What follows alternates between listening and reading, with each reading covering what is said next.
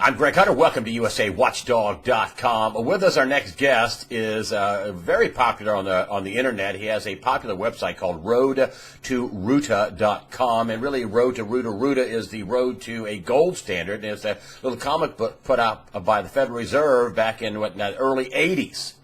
He's also a financial expert with 25 years experience, done a lot of work researching the Federal Reserve. He also helped out Gatto. I'm talking about Bix Weir. Bix Weir from the road2ruta.com. Bix Weir, thank you for joining us today on USAWatchdog.com. Hey, Greg, it's nice to be back. I'm excited about today's conversation. Well, I wanted to start with the crazyville that is the Fed. I mean, you have, Christine Lagarde, again, publicly warning, telling the Federal Reserve, don't raise interest rates a quarter of a point. I don't know why she can't pick up the phone and just call Janet Yellen and tell her that, why she has to make a statement. You know she has her phone number. That the economy is so weak that people are freaking out about raising interest rates a quarter of a percent. You've done a lot of work on the Fed. What is going on with the Federal Reserve? What is their goal? Well, the goal since we went off the gold standard in 1971 has been to run the financial system as hard, as long as possible, sucking up all the benefits of fiat money. There's very few attempts to slow this mess down. And the idea is to print as much money as you can, sucking up all the benefits until you print so much money that the system implodes. And this was a Nobel Prize winning paper in the 1960s called "On the Road to the Golden Age," and it basically says, hey, if you have this freedom and this flexibility with the monetary system, run it as hard as you can until people stop accepting the unbacked fiat money, and then crash the system and go back to something safe and sound after it all blows up.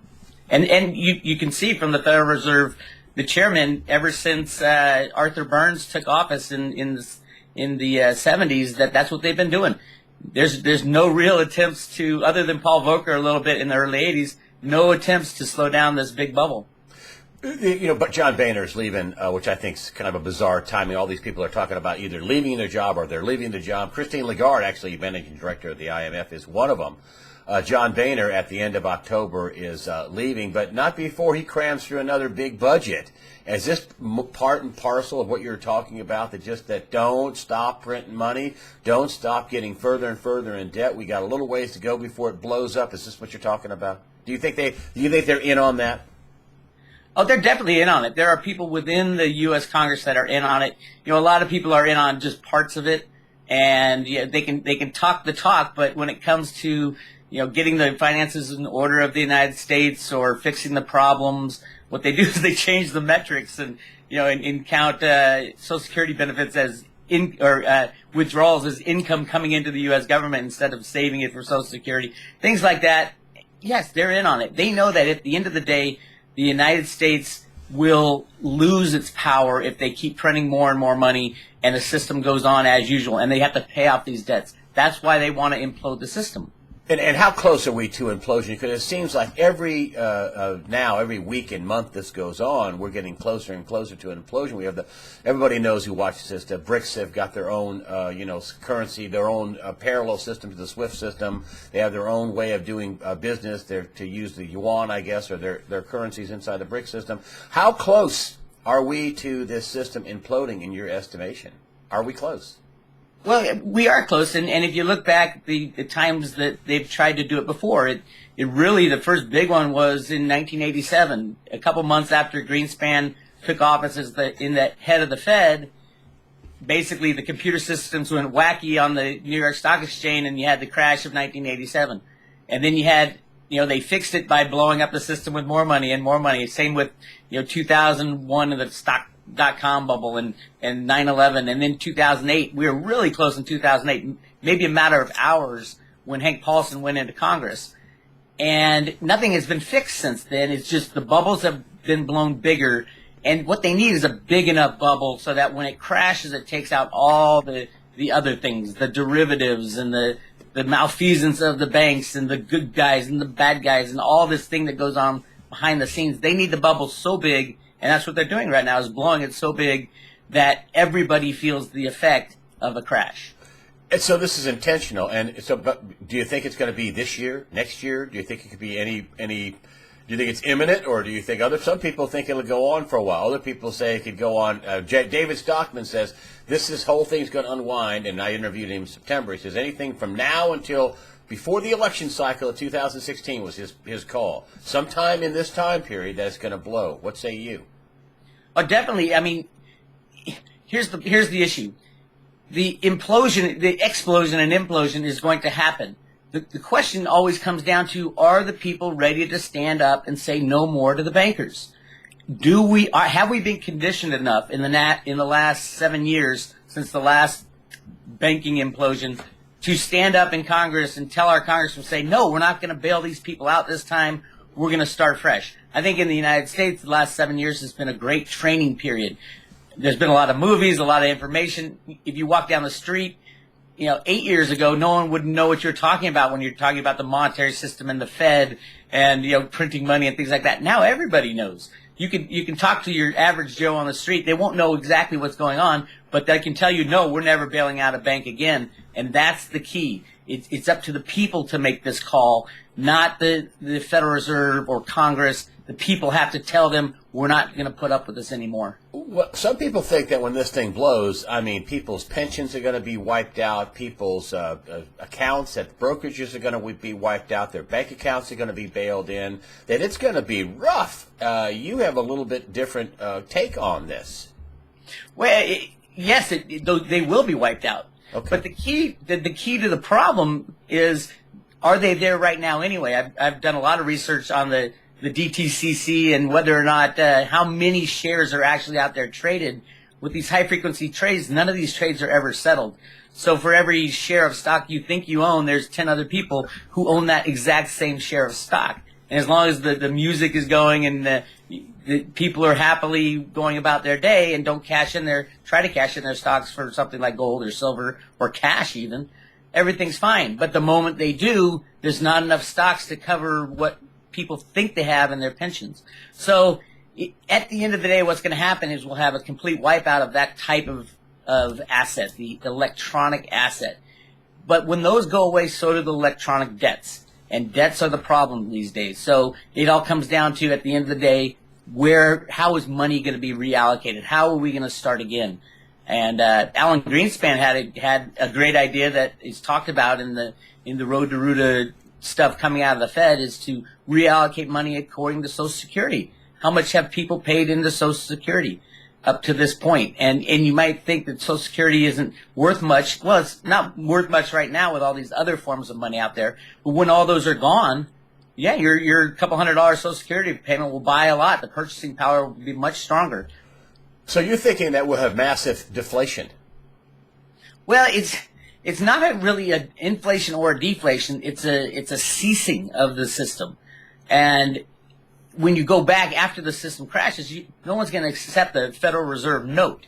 So I wouldn't call it deflation. I would call it a restart. What they call it at the Fed is a creative destruction event, meaning that in order to move on to the next step, you have to destroy all the bad that has built up. And there's a lot of bad.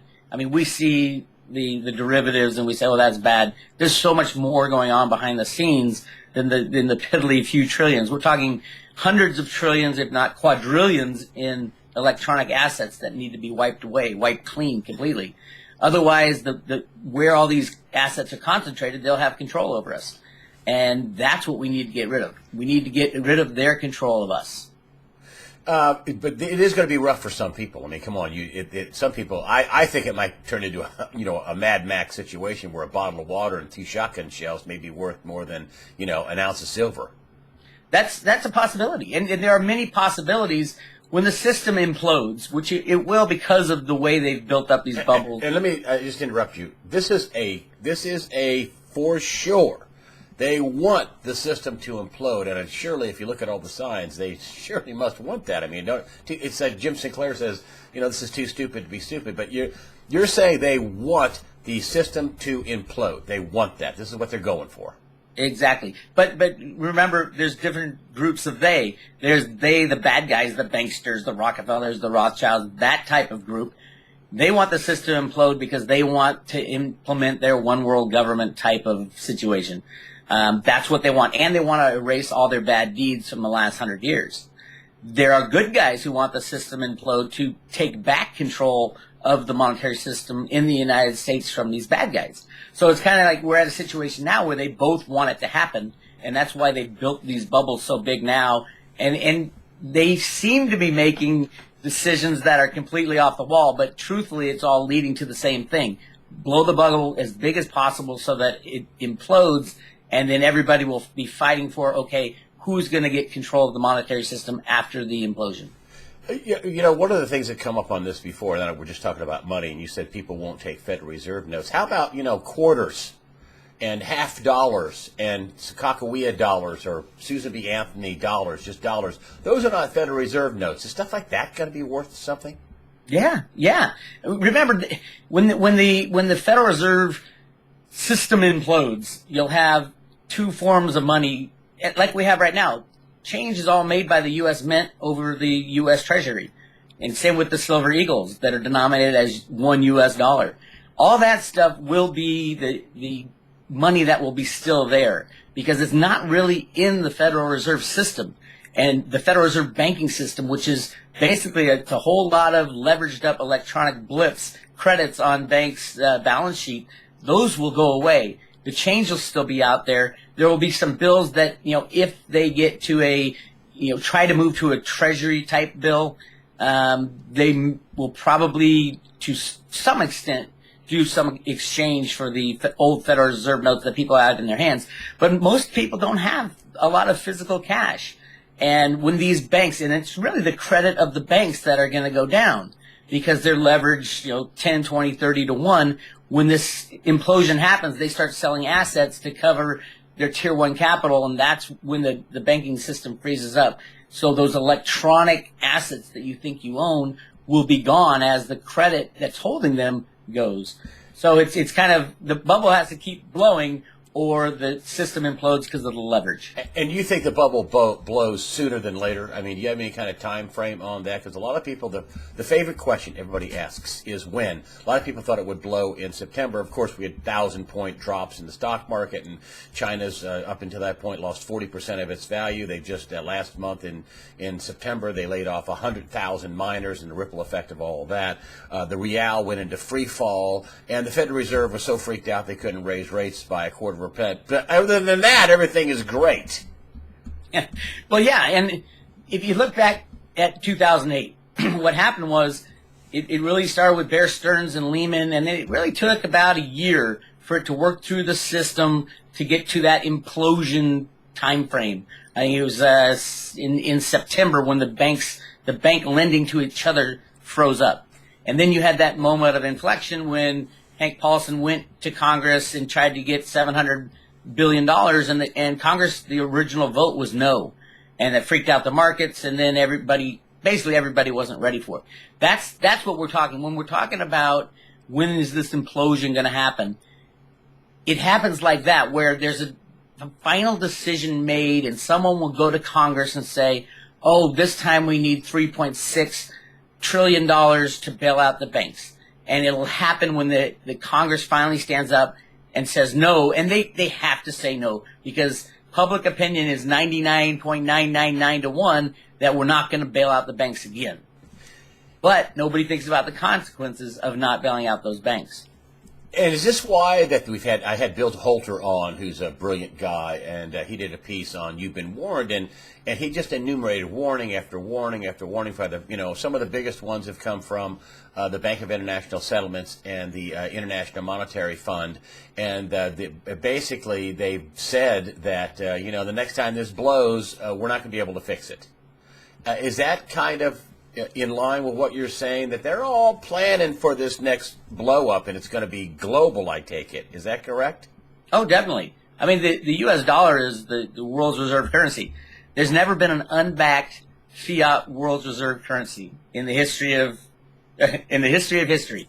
This is the first time ever. And the way it happened was controlling commodities, controlling the price of commodities so that you can run an unbacked system. They control them with computers and derivatives. I've been saying it for years. And that's the way it happened. And when it crashes, and the U.S. will be the benefactor of all this because we're the largest debtor nation in the world. And when the electronic assets go away, the electronic debts go away. So the U.S. wants it now. The Federal Reserve System wants it. Everybody wants it for their own reasons. The question is what's going to happen after. And that's really what I'm concentrating on these days. What's going to happen after this thing? Do you think it happens this year? Yeah, I do. Oh, you think it happens this year? I think a decision will need to be made this year. I don't know what that decision will be, but the banks will once again come to Congress and say, we need X amount of money as a bailout. And that decision will be made by the U.S. people, not by Congress, not by the Fed, not by the banks.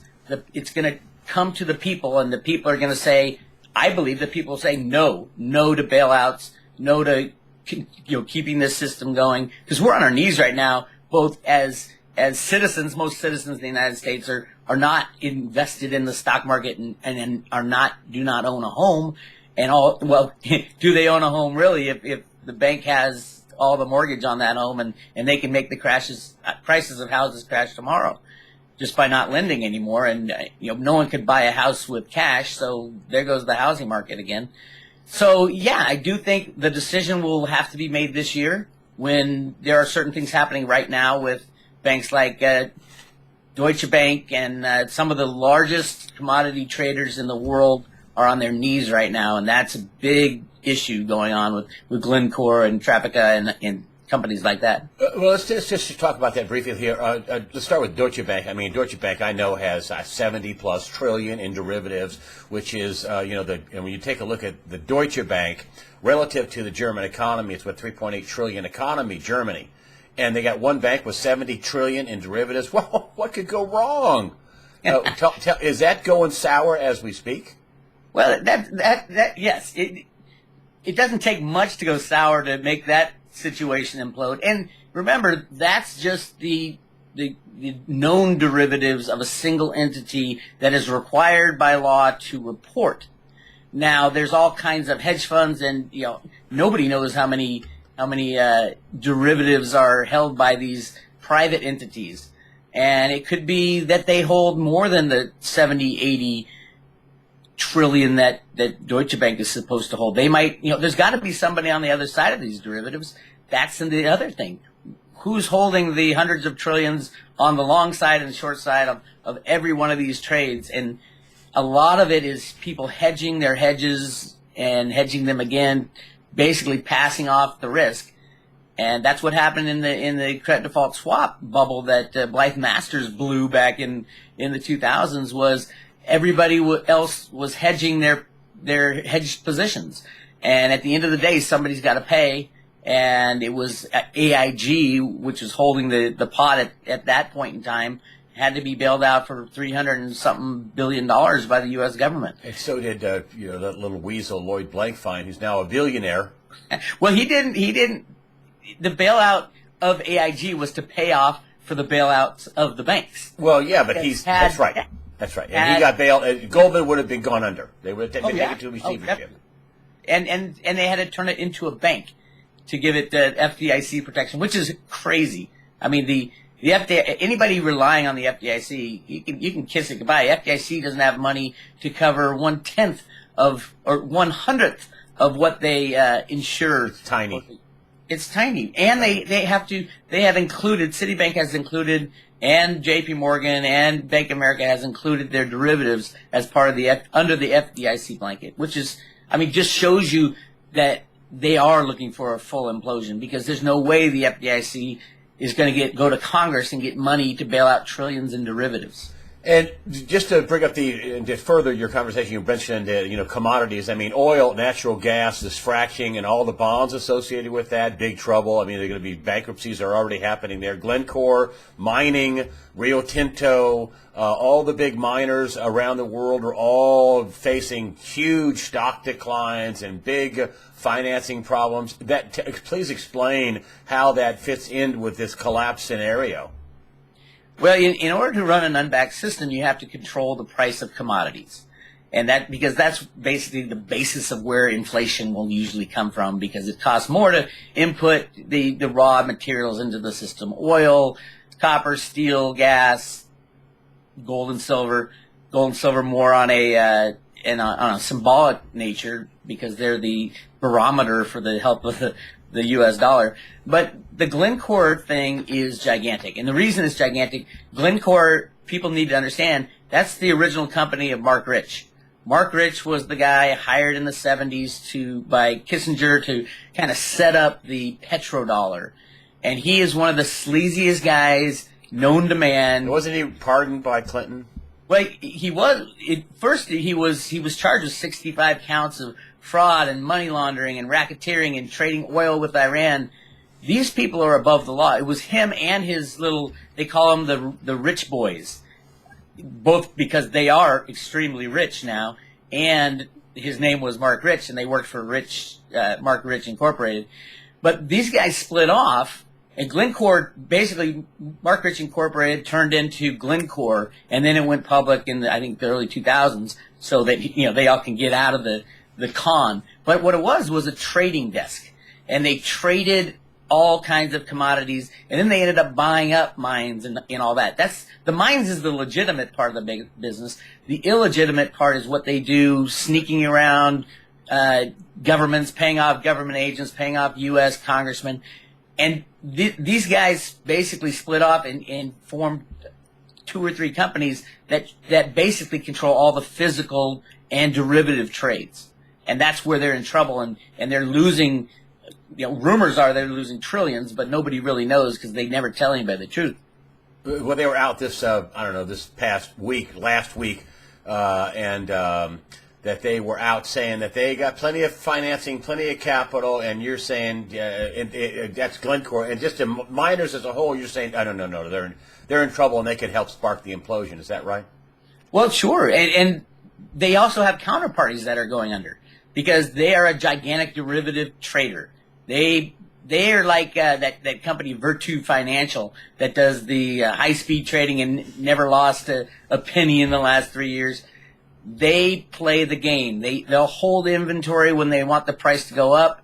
And right now they're sitting on $23 billion worth of metal inventory that they're not releasing, and they're not selling because they need that price to go up to cover their other derivative bets, which are much more lucrative. And the longer the price stays down low and the lower it goes, the more money they bleed. And once they lose their credit rating, it's still BBB, which is investment grade, once they lose that, it triggers a lot of collateral calls. And that's what we need to look out for, the collateral calls on Glencore. When do you think that the price of gold and silver will go up? I mean, a lot of people, David Stockman thinks it's going to, we have huge deflation when these bonds that are no good, that are going to be our collateral, that are going to go poof. Harry Dent also says, and these guys have been right so far. The last 4 years have been painful for gold and silver holders. When do you think that they're going to? Do you think the price goes down before it goes back up? Just a question for them. The gold and silver holders, do you think it's going to go up anytime soon? What's your prognosis on that?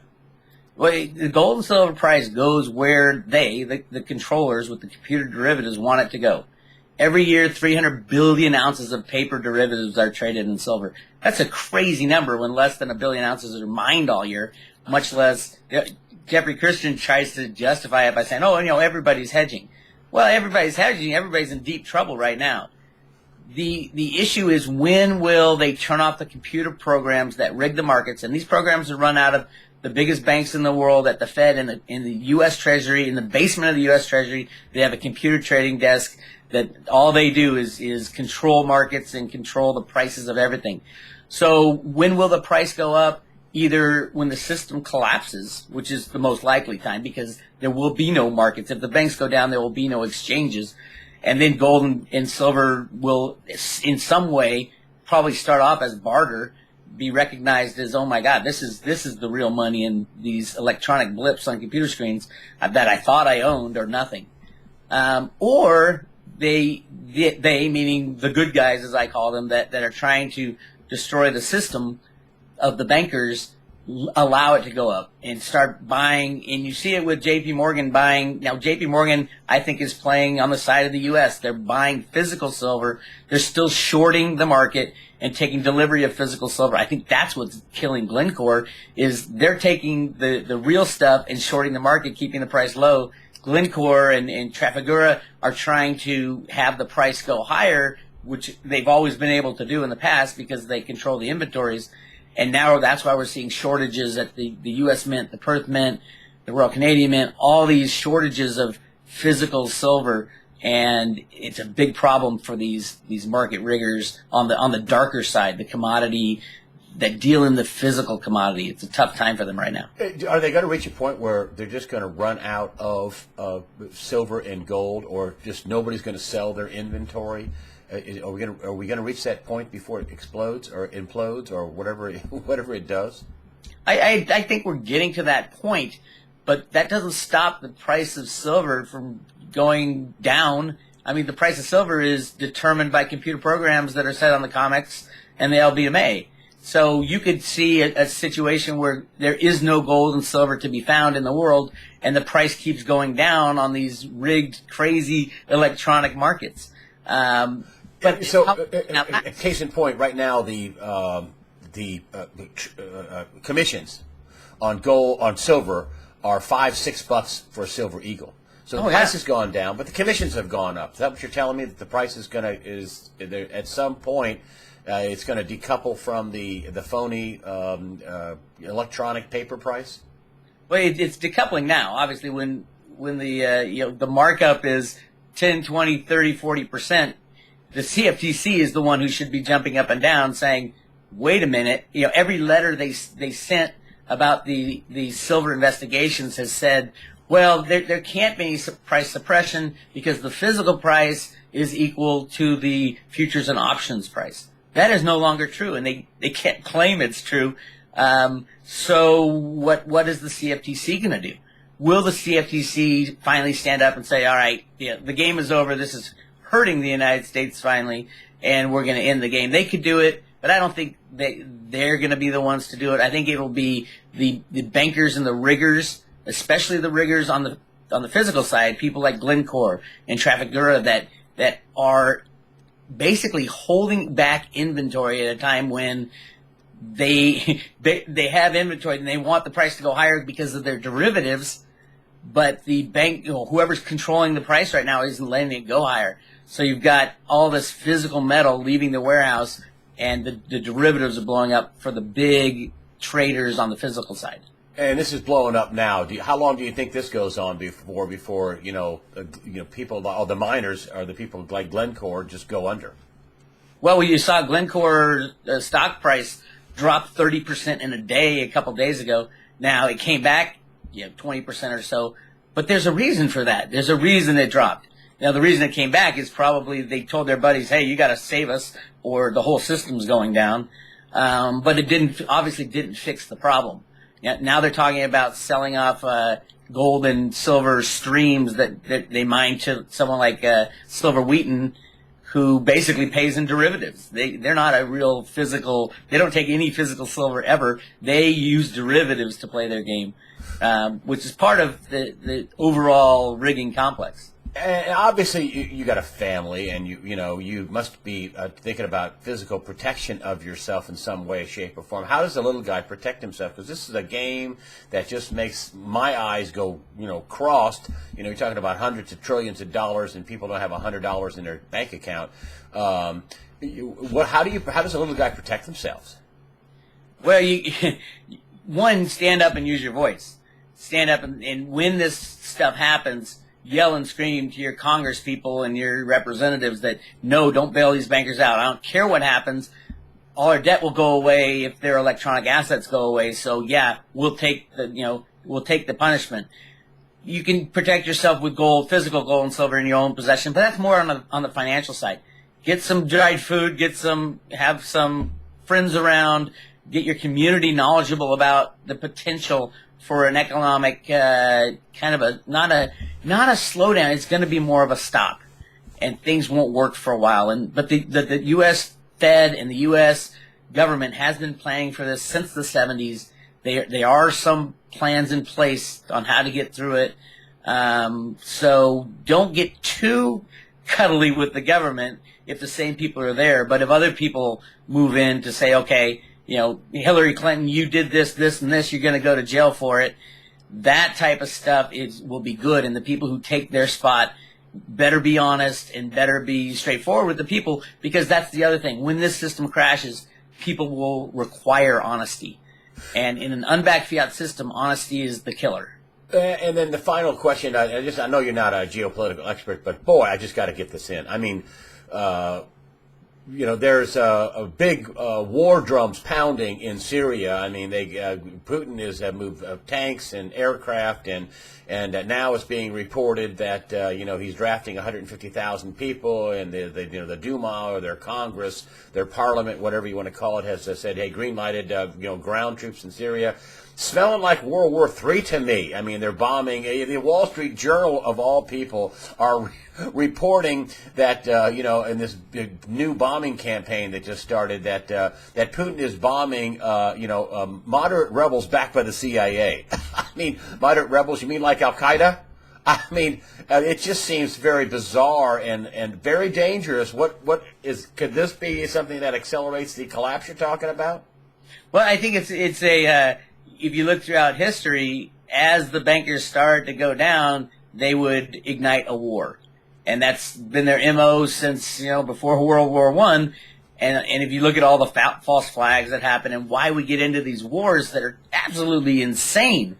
I mean, Vietnam, World War I, World War II, all this stuff, why not just take, like Ron Paul says, bring our troops home, put them on our borders, live peacefully, trade with other people, don't be the policeman of the world, because you're the instigator of the world as well, of world wars. And yes, the bad guys right now are trying to start World War III, and that is the real dark side of how this thing might end, is that we might end up in World War III and it'll be China and Russia and other people against us, and that is not a good thing. So if this further escalates, the U.S. needs to fight and scream and tell their government, no, we are not going to get in the middle of this at all. And if we don't get in the middle of it, I don't think there will be a World War III. The U.S. makes the call on that. And when Obama tried to go into Syria and start bombing, it was the first time ever that people within the United States says, no, we're not going to have any more of this ridiculous foreign policy that is completely connected to the economy. And every time the economy starts to crash, they try to create a war. So will the people stand up and say, no, we're not going to play this game this time? We did in Syria. I think we'll do it again also. Bix Weir, the roadtoruta.com, roadtoruta.com, all one word. Bix Weir, thank you so much for joining us today on USAWatchdog.com. Thank you, Greg.